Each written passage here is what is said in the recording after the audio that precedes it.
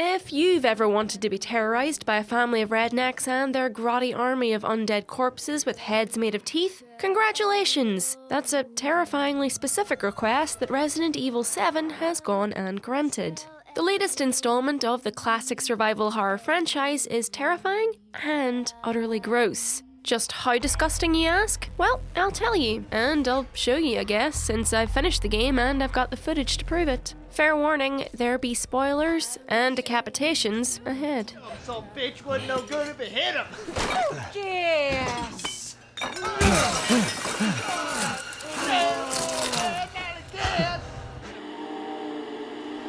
Resident Evil 7 starts as it means to go on with the gore. Within the first hour of the game, you've travelled to the back swamps of Louisiana to track down your missing wife, only to discover she really wasn't worth finding. After throwing you around for a bit, slicing up your palms, and forcing you to put an axe in her neck, it all comes to a head in the hallway when she pins your hand to the wall with a screwdriver,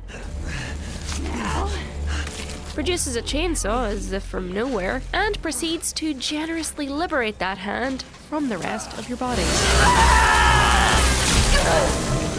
It's a good thing Ethan, fast learner that he is, figures out how to reload a gun one-handed so quickly. Genuine question though, is it weird that watching his hand get stapled back on was perhaps more distressing than seeing it come off in the first place?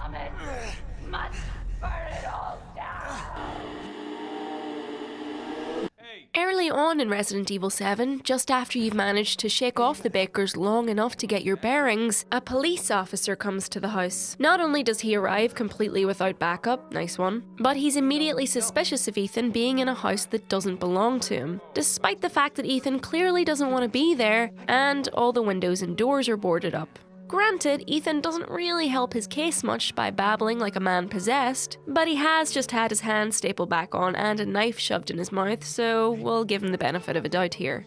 Once the cop tells you to go meet him in the garage, you can head down that way with a newly acquired pocket knife. But the truce doesn't last long as Jack Baker shows up to unceremoniously stick a shovel through the back of the poor guy's head. You've gotta love that eye bulge. Sorry, officer doesn't check his 6, but at least we got a handgun out of it. I bet you thought we were done with dismemberment in this list feature.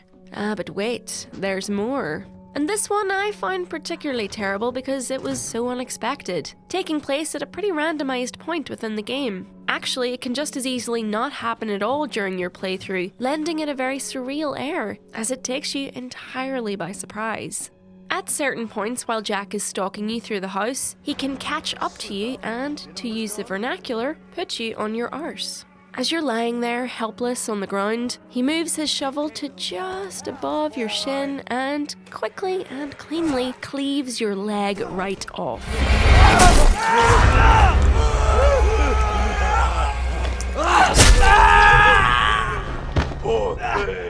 But he's not done yet, oh no. Being the sadist that he is, Jack then leaves you and your leg alone, puts down a bottle of first aid med just out of your reach, and then stands back and watches as you drag yourself around, trying to pull yourself back together. It's terribly intimidating and nausea-inducing, just because, as well as being disgusting, it underpins just how vulnerable you really are, just in case you somehow forgot. Hurry up, Ethan.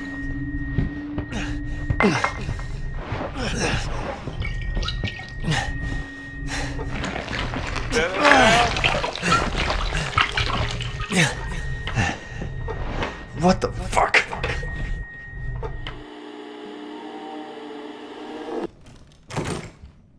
Stay the fuck out! The Baker matriarch, Marguerite, really loves bugs. And who could blame her? They're so versatile. Use them to keep people from opening your cupboards, use them for impromptu interior decor, use them for seasoning in a delicious stew, or use them in place of your own undergarments. Ugh. When Marguerite has enough of your sneaking around and decides to embrace her true self, she spends a fair amount of time hiding out on the ceiling, but when she does come to see you up close and personal, you might notice that there's something particularly interesting and nasty going on with her undercarriage. Let it never be said games didn't gift you with the sight of a wasp's nest nappy.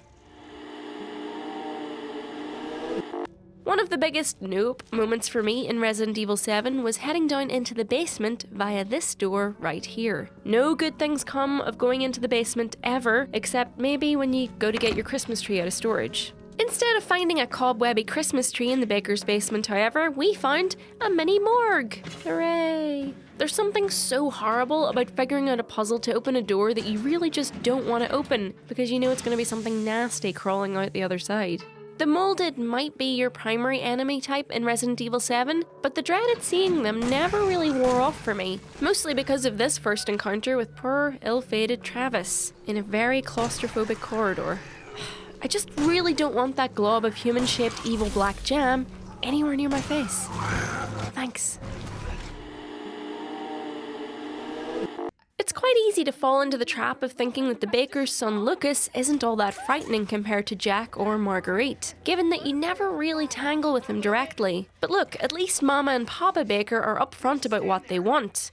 Namely, your head on a plate. If you're going to be left at the mercy of anyone, I'd rather it be them and not their sadistic son who, as evidenced by the birthday VHS tape, will make you suffer until your very last breath. And every second of that torture, he forces you to inflict on yourself, in your desperation to claw your way out of his death trap. Also, it takes one sick son of a bitch to source a clockwork clown. That's just going too far. And you know, after decades of wondering what sort of twisted minds managed to dream up the kind of puzzles present in Resident Evil games, it's nice to finally be able to put a face to it. Don't be like that. It's gonna be fun. Just you wait. Well, those were my least favourite moments of Resident Evil 7, but how about you? Were you more spooked by the boss fights or just the creeping dread that dogged you as you made your way down every twisted corridor? Or maybe you just didn't find it scary at all. Please do think about giving us a like and a subscribe if you enjoyed, and if you're wondering what to watch next, might I suggest this video in the top left, in which I went through Resident Evil 7 in real life, which was an ordeal that I've yet to recover from, to be honest. Enjoy.